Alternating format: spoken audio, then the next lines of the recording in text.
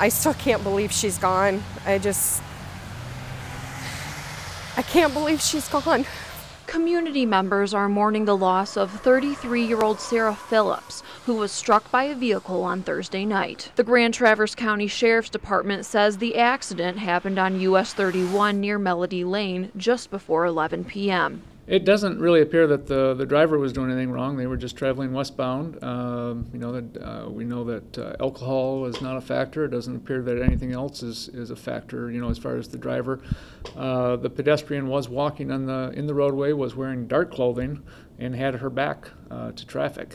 Officials are still investigating details in the accident, but say that the outcome will be difficult for both families involved. Whether you're the pedestrian's family or you're this young lady's family, it's just tough to be on either side of this. Both sides are obviously going to struggle with the outcome of this accident, no matter which way it comes out. Heaven has a new angel today, and we're going to miss her dearly.